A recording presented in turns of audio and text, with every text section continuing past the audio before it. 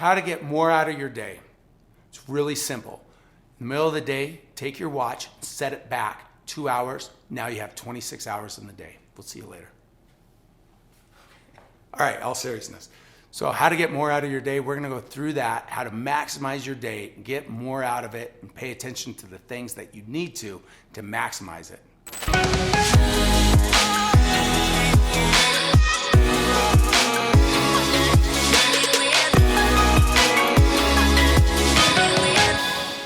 Listen, successful people have figured out how to get more out of their day.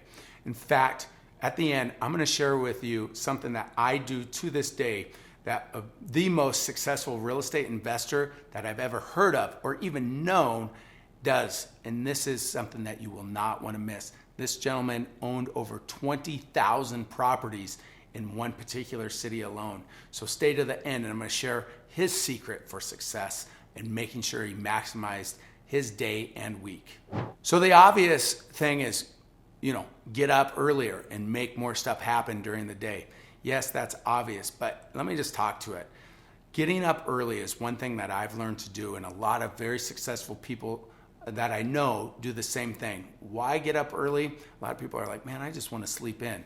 I like to get up early because I have time before the rest of the world's up, pulling on me, asking me what needs to be done.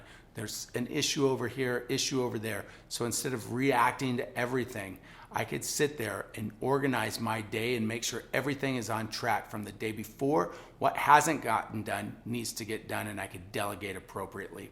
I think that you'll find this too. If you're able to get up early, itemize your day, journal as well. Like a couple key things that I do in the morning to get my head right for the day. These are my habits, and I've increased or done habit stacking on top of them or around them for the last few years.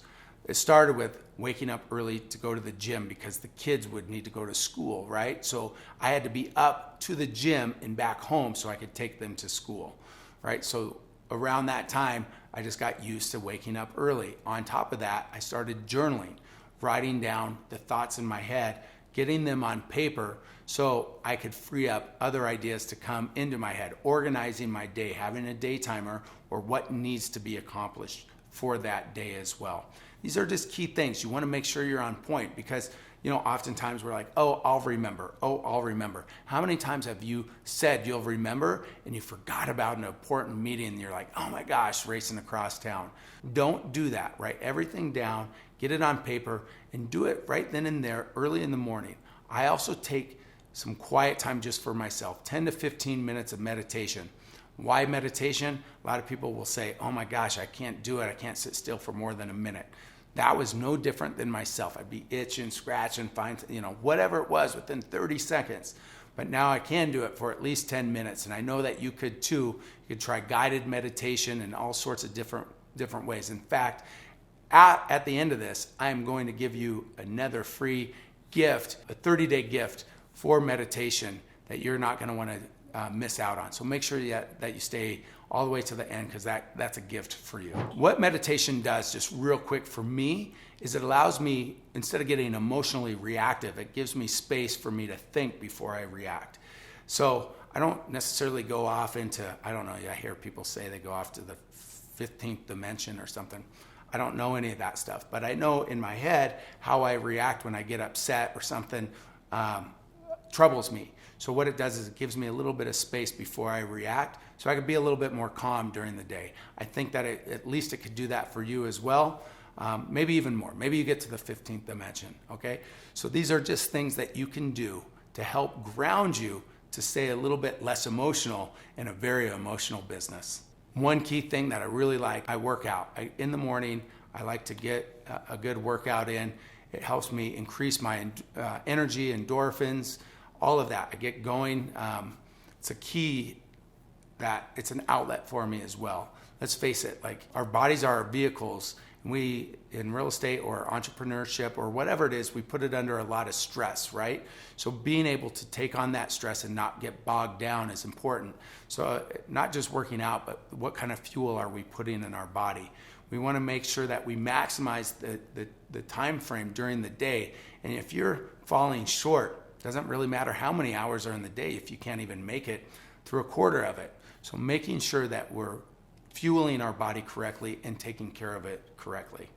So again, our body, our mind, everything, we want to make sure that we're taken care of. Do me a favor, if there's something that I've either said or something that you do that resonates with you, do me a favor, comment on below what exactly it is that you do or what you want to start doing on a daily basis to get more out of your day. As we get busier and busier in the new endeavors, we need to delegate. We need to make sure that we're not majoring in the minors. And I'm not saying what you have someone else doing as minor leagues, but you should be focused on what's going to pay you off the biggest for you. So you could look at delegating someone in your office. You could delegate to, maybe even realtors or wholesalers, people that you want, if there's a specific product or asset that you're looking for, having them go out and find that for you, right? So you're delegating to some degree, having people go out and find what you're looking for. Also, you may want to look at a VA, a virtual assistant, and this is someone that you can hire. They're overseas and maybe they could help you with various tasks that you need to do. There's systems in place and automation as well, where you don't have to do all these different follow-ups if you're trying to buy a property where you're sending an email out. You could automate all these processes so you're not sitting there typing away, wasting hours and hours. It's already taken care of. Spend the time up front, do all these things, so it frees up time for what? For you to focus on what's important, what's the highest and best use of your time.